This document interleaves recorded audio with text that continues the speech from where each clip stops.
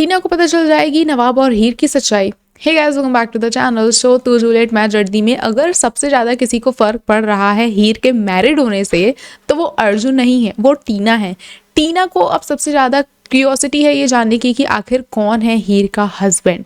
तो अब वो काफ़ी ज़्यादा अपना दिमाग लगा रही हैं, लैपटॉप में हाथ लगा दी हैं कि भाई किसी का पर्सनल लैपटॉप है, उसके बावजूद वो उसे देखना चाह रही हैं कि आखिर इसमें कुछ तो मिलेगा, कुछ तो उसके हस्बैंड की फ़ोटोज़ वगैरह होंगी एंड ऑल।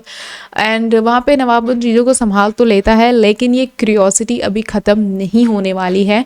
टीना एक लेवल और ऊपर जाएंगी। बात करें अगर नवाब की, तो नवाब जो है वो काफ़ी ज़्यादा खुश है फ़िलहाल, क्योंकि उनका शायद एग्ज़ाम में वो पास हो चुके होते। कुछ BTS आता है जिसमें वो काफ़ी ज़्यादा उछल कूद रहे हैं।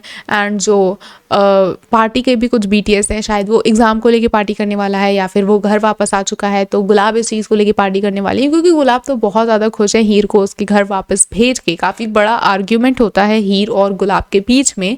एंड गुलाब जिस तरह से उसे थ्रेटन करती है कि तुम्हारी बहन की जो वीडियो वगैरह है ये पब्लिकली हो जाएगी और सबके यहाँ वायरल हो जाएगी, सब लोग इसे देखेंगे, तो ये सारी चीज़ें सुन के अब हीर के पास कोई ऑप्शन नहीं होता है और वो घर छोड़ के जाने के लिए रेडी हो भी जाती है। और वो अपने घर वापस आ भी चुकी हैं, BTS भी आ चुका है, इन सारी चीज़ों का।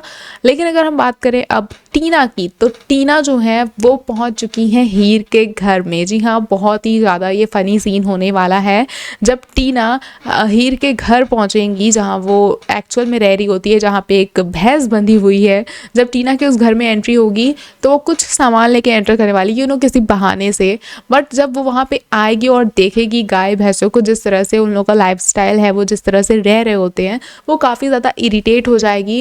एंड मे बी जो वो चीज़ों को ढूंढने के लिए वहाँ पे पहुँची हुई है वो तो उसे नहीं मिलेंगी, लेकिन एक सबक ज़रूर मिल जाएगा कि दोबारा यहाँ नहीं आना है, क्योंकि वहाँ के जो लोग होंगे वो उसे जिस तरह से ट्रीट करने वाले हैं, जिस तरह से वो इरिटेट होने वाली है, that is going to be very funny to watch.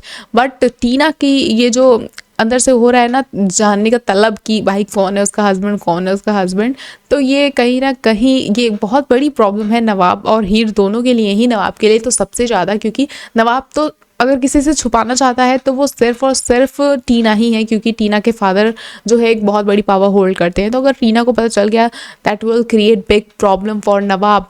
लेकिन कहीं ना कहीं जो टीना है बहुत ज़्यादा अगर इस चीज़ में इंडल्ज होती है तो उसे सच पता चल भी सकता है, बट इतनी जल्दी तो नहीं पता चलेगा। बट एक ये प्रॉब्लम है टीना का जो कि बना रहेगा।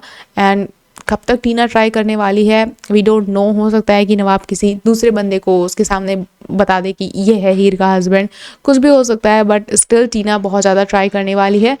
अब देखना ये काफ़ी ज़्यादा इंटरेस्टिंग होगा कि क्या नवाब और हीर जब एक साथ एक घर में रहने वाले हैं, क्योंकि दिलीप के आने के बाद बहुत ही ज़्यादा चांसेस हैं कि हीर को वापस से उस घर में लाया जाएगा। एंड जो हीर के फादर भी हैं वो भी प्रेशर कहीं ना कहीं बनाते हुए नजर आएंगे कि हीर को लेके जाओ यहाँ से, तुम्हारी बहू है, तुम्हें ही रखना होगा।